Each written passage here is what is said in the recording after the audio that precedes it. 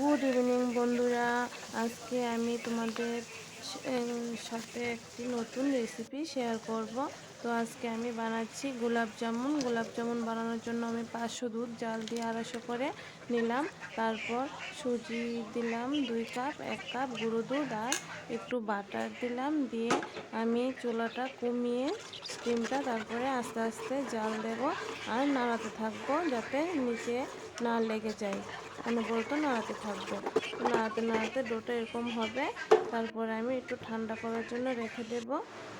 এদিকে আমি শিরা বানানোর জন্য 2 কাপ জলে 1.5 কাপ চিনি দিলাম আর তেজপাতা দিয়ে দিলাম।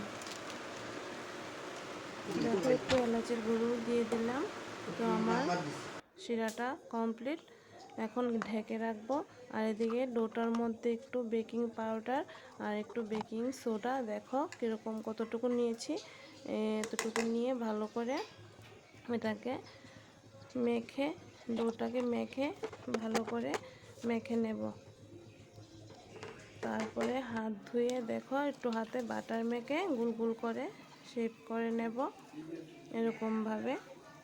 তো আমি সবগুলো এরকম করে নিলাম আর কয়েকটা একটু লম্বা আকৃতি করে নিলাম। তো দেখো আমার করা সবগুলো কমপ্লিট। আর এদিকে আমি চুলোর মধ্যে একটা কড়াতে তেল গরম করব। তেলটা গরম হয়ে গেছে, এখন ভেজে নেব। ভেজে আমি শিরার মধ্যে দিয়ে দেব। তো আমার আজকের গোলাপ জামুন বানানো রেডি। দেখো কি সুন্দর হয়েছে, খেতেও খুব ভালো হয়েছে। তোমরাও ঘরে বানাতে পারো।